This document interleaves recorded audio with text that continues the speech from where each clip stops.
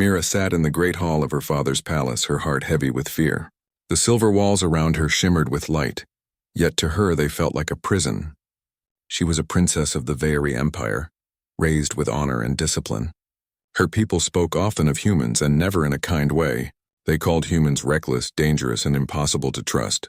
From her earliest lessons, Mira had been told that humans were destroyers who thrived in chaos. Now she was to marry one. Her father, King Vear, had declared the marriage as part of a new treaty. The long war between the Veari and the human colonies had left scars across both sides. Armies had fought in the void of space, on moons and on ruined planets. Too many lives had been lost. A treaty was the only way forward, but Mira had not expected to be the price of peace. She looked at the polished floor beneath her feet. The golden crown on her head felt heavier than ever. Her attendants whispered nearby, some angry at the treaty, others worried for her safety.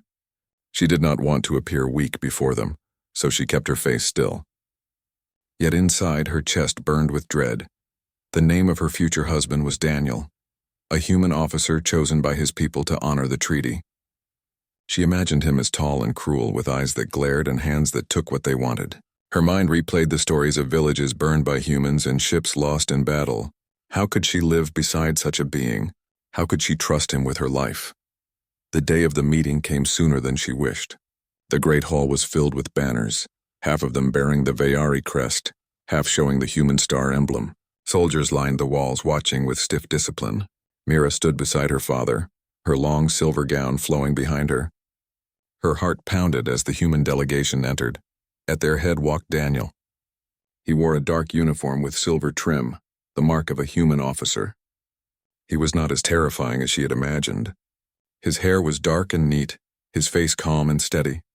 His eyes, though sharp, did not glare at her with cruelty. He walked with confidence but without arrogance. Still, Mira refused to let her guard fall. She reminded herself that appearances could deceive. Daniel bowed slightly before the king, then looked toward Mira. His voice was firm yet respectful as he spoke. "I am honored to meet you, Princess Mira. I understand the weight of this bond, and I will treat it with the respect it deserves." Mira blinked, startled by the calm tone. She had expected harsh commands or cold indifference. Instead, his words carried sincerity, yet she could not let him see her surprise. She lifted her chin and answered coolly, "I will do my duty for my people. That is all." A faint smile touched his lips, but he did not push further. He simply nodded as if accepting her walls without complaint. This confused her even more. The ceremony that followed was not a wedding yet, but a binding of promise. Both sides declared peace, and both leaders agreed to honor the union of their children. Mira kept her expression strong. Though her hands trembled beneath her sleeves, she felt trapped like a bird forced into a cage. When the ceremony ended, Daniel approached her once more. He did not touch her, though tradition would have allowed it. Instead, he kept a respectful distance. "I know this is not easy for you," he said softly so only she could hear. "I will not demand trust from you. It must be earned. Time will show you who I truly am." Mira did not answer. She looked away, her throat tight. His words unsettled her. If he was a monster, why did he speak with such patience? If he was cruel, why did he give her space? She told herself it was a trick, a way to lower her guard. Humans were clever, always seeking advantage. She could not allow herself to be fooled. The days that followed were full of preparation. Mira was to travel with Daniel to the human colonies where the union would be completed. The thought of leaving her home filled her with sorrow. She walked through the palace gardens one last time, touching the bright flowers and smooth stones she had known since childhood. Her attendants bowed, their faces tight with pity.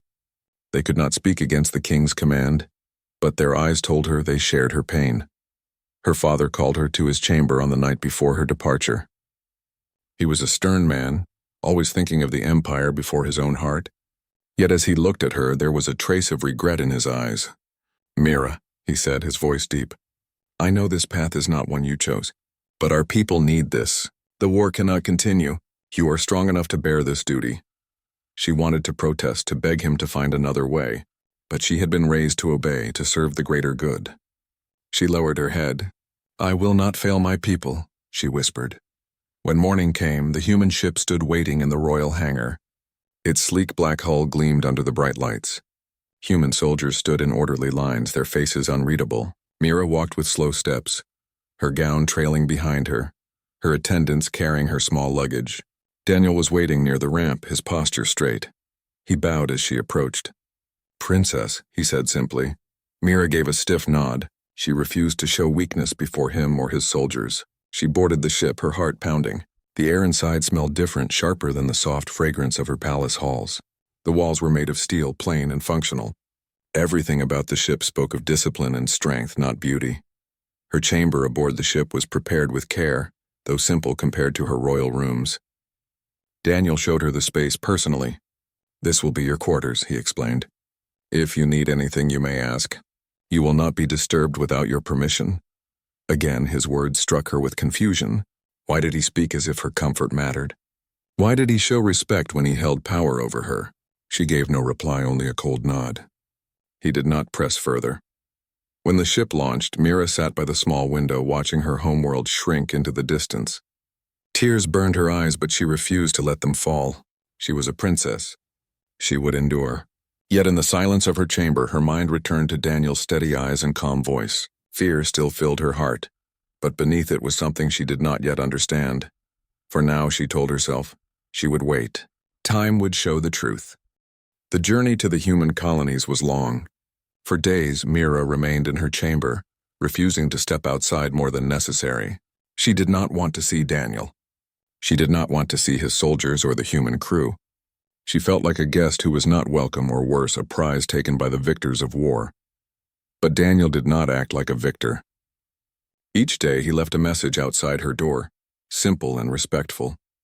He never forced entry, never raised his voice. Sometimes the message was a tray of food, carefully chosen to match her diet.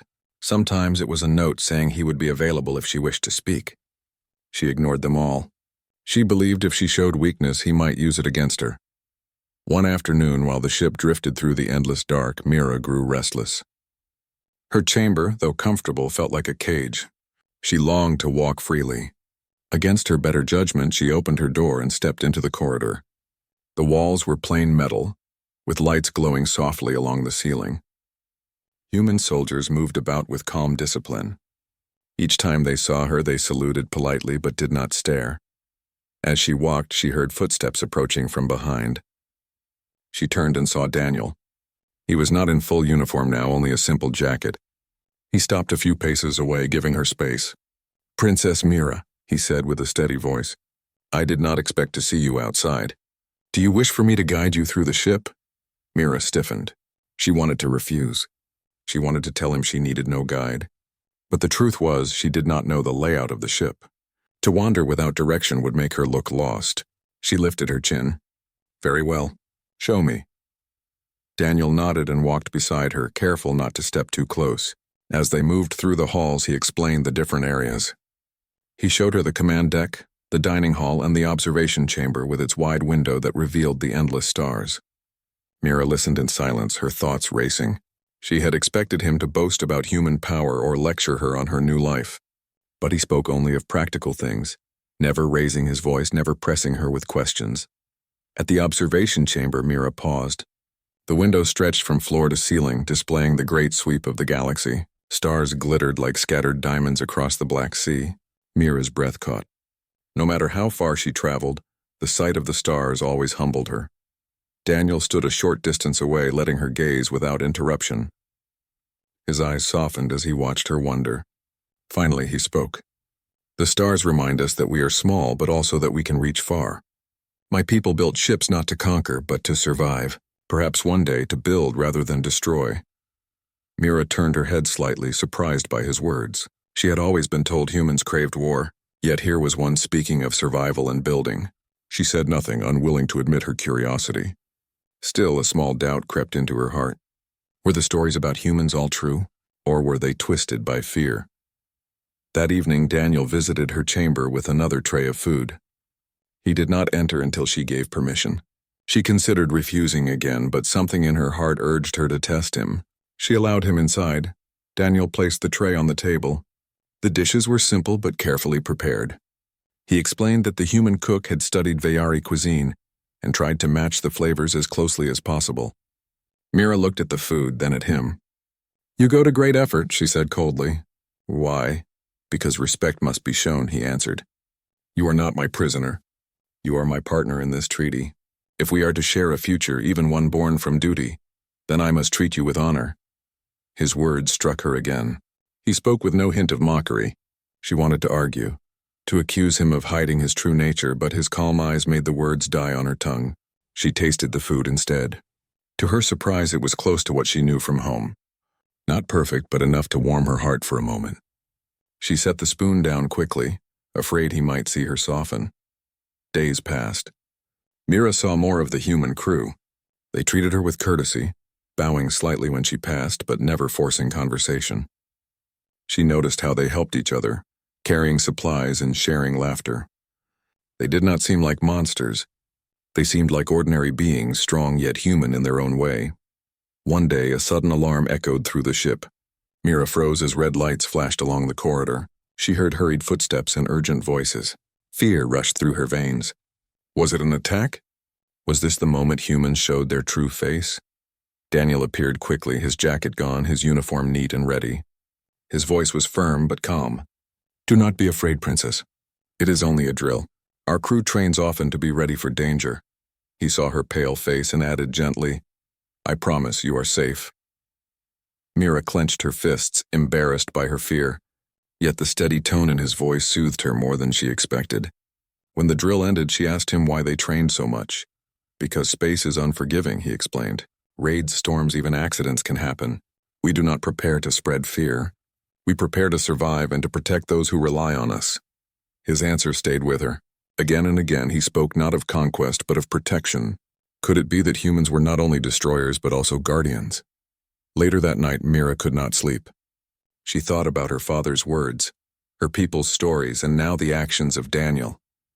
Every time she expected harshness, he answered with patience. Every time she expected cruelty, he offered respect. The confusion in her heart grew heavier. The next morning, she decided to test him openly. She walked to the dining hall where Daniel sat with some officers. All of them rose at her presence, but she fixed her eyes on him. Human officer, she said in a clear voice, do you believe this union is fair? Do you not see me as a chain around your neck? The hall grew silent. Every eye turned to Daniel. He stood slowly, his gaze steady. I do not see you as a chain, he said.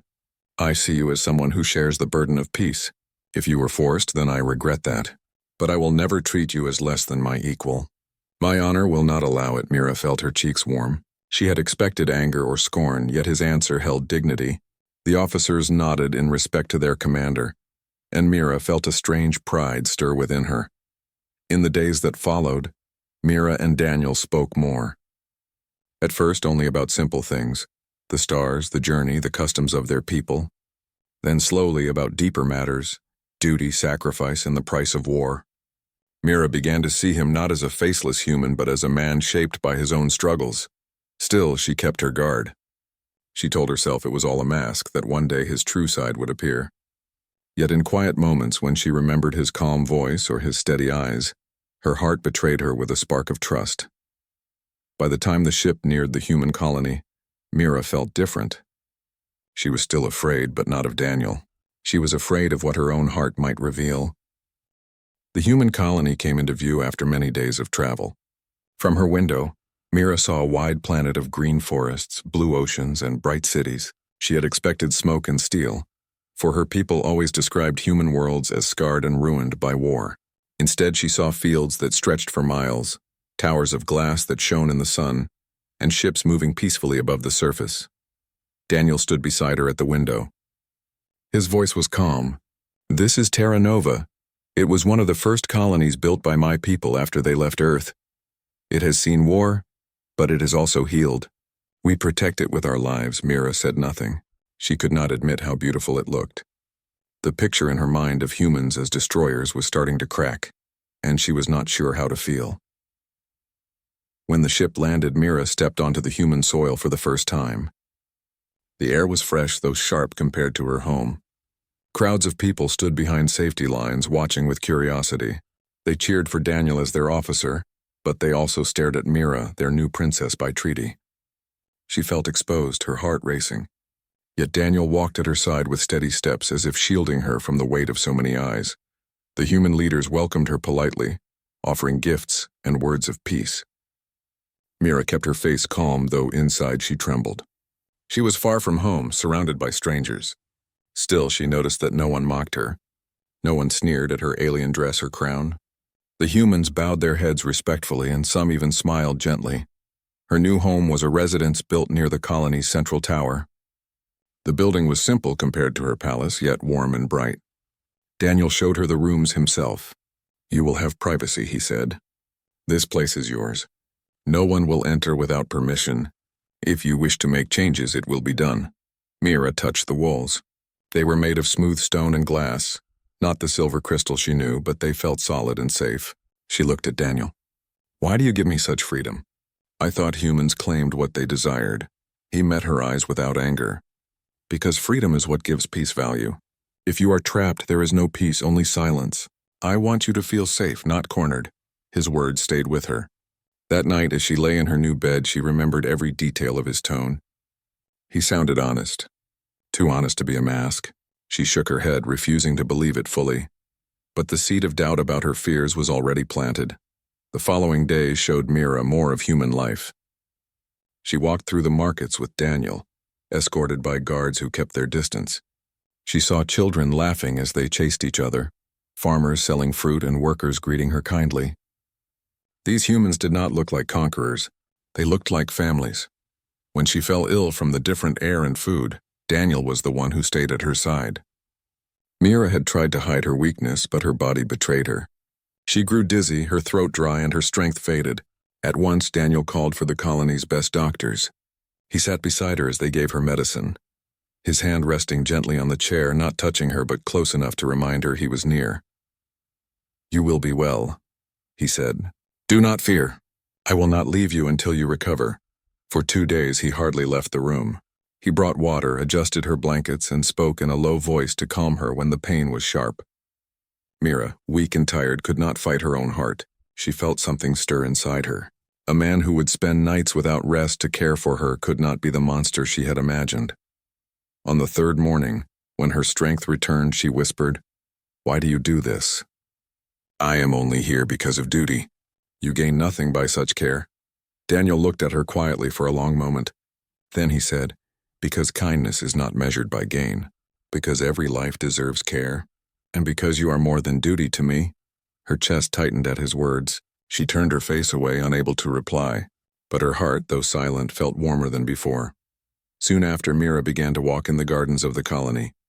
The gardens were smaller than those of her palace, but they were filled with flowers of many colors. Daniel often walked with her.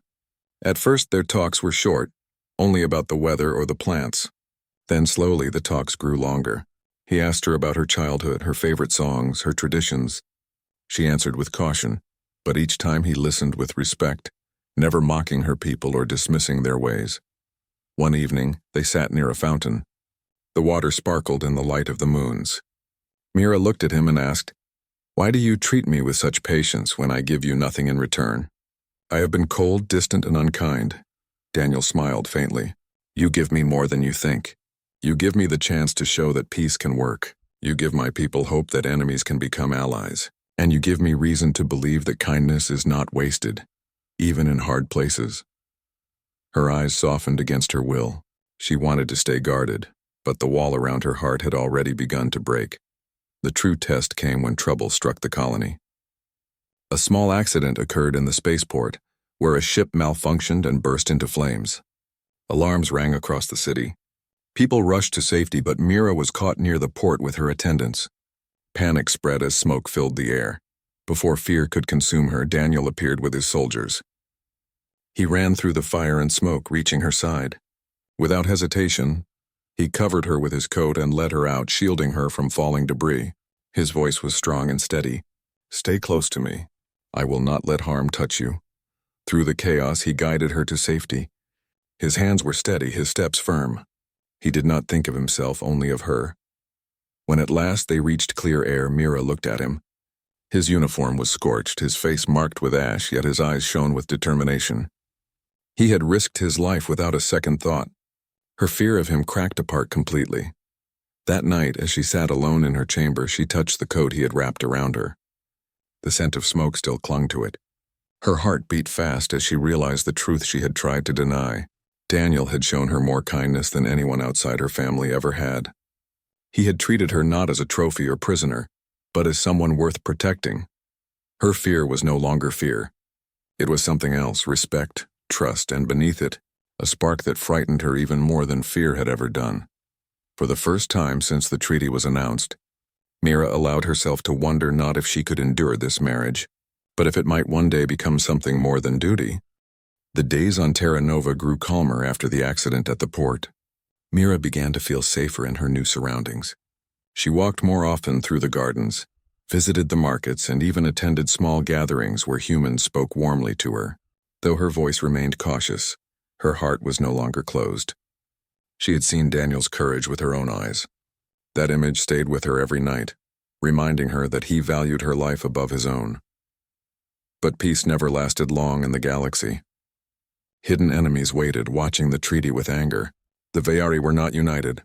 Some nobles despised the bond with humans. They saw Mira's marriage as weakness, a shame to their empire. Among them, a rival faction plotted to break the treaty. They sent raiders to Terra Nova, swift ships armed with deadly weapons.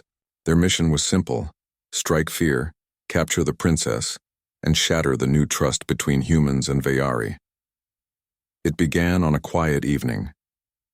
Mira was traveling with Daniel and a small escort to a cultural hall where human music was played.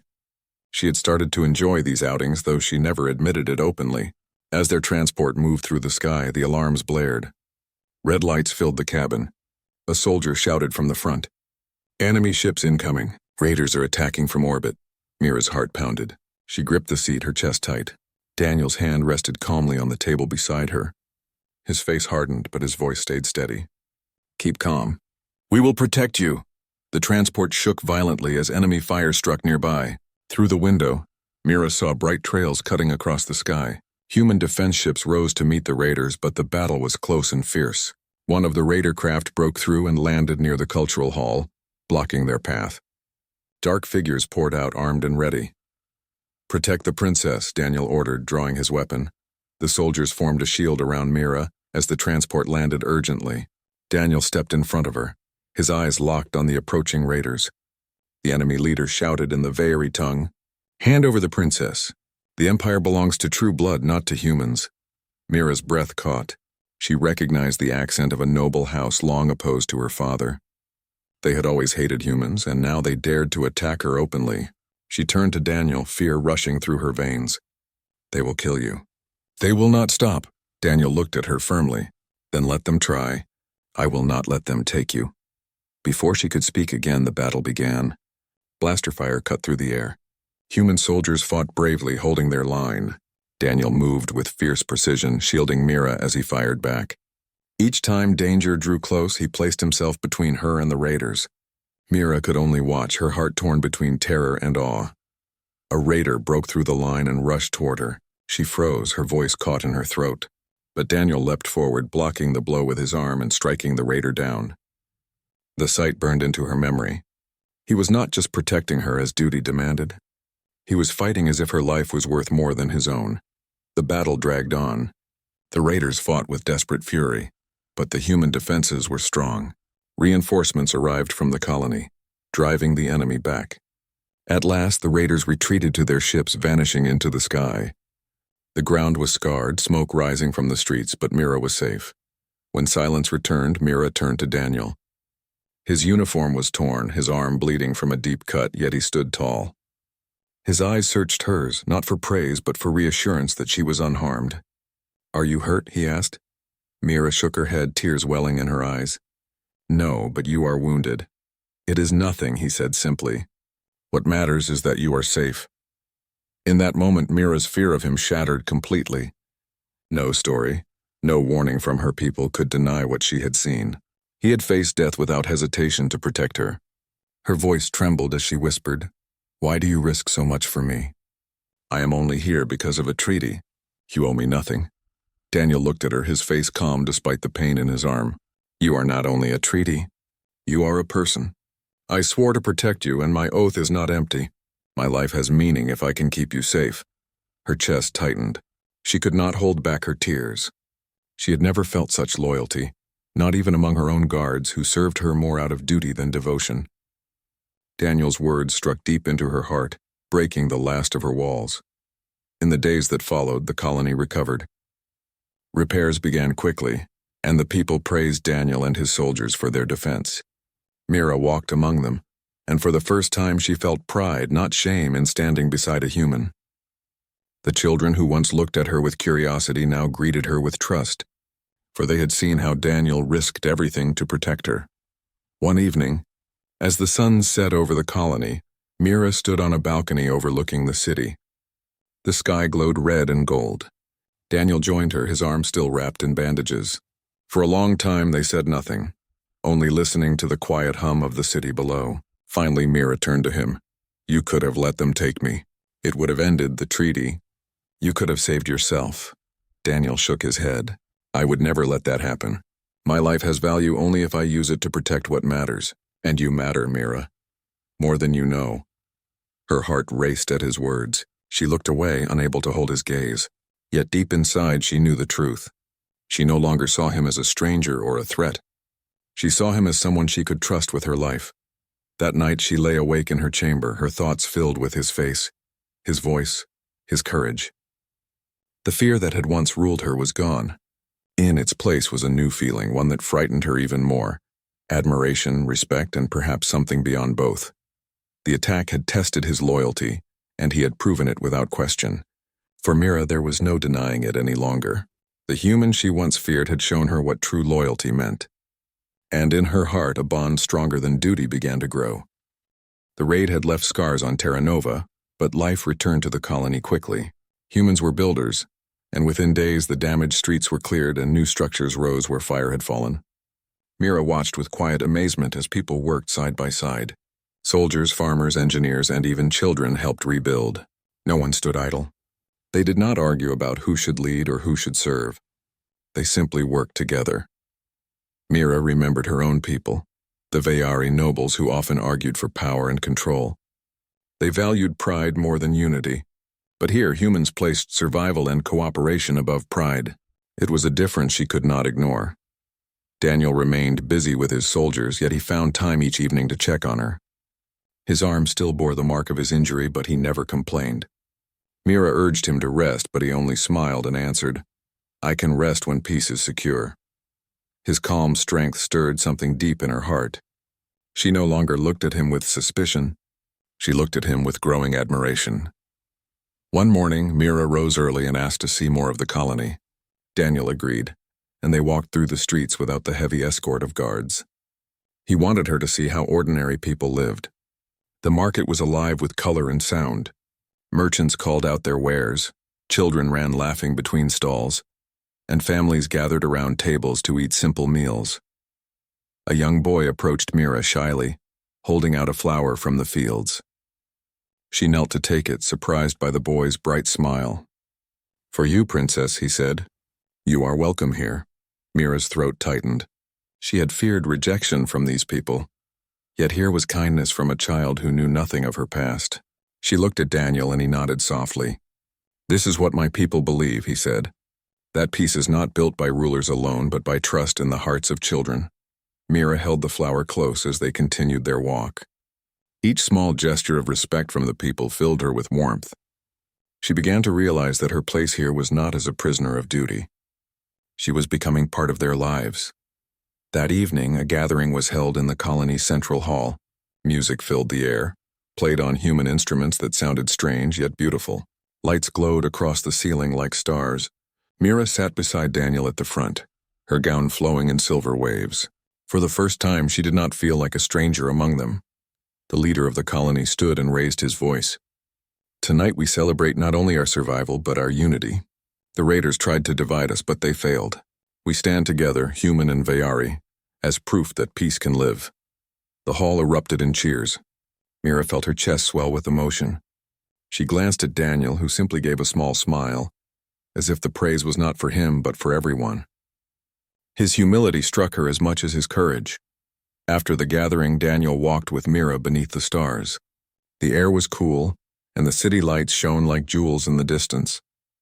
For a while, they walked in silence. Then Mira spoke softly. When I first heard of this union, I was filled with fear. I believed every story told about humans. I believed you would be cruel, that you would break me. But I was wrong. Daniel looked at her with steady eyes. Fear is strong. It blinds us, but truth is stronger if we let it in. She stopped walking and faced him. Her hands trembled slightly, but her voice was clear. You risked your life for me, not once but many times.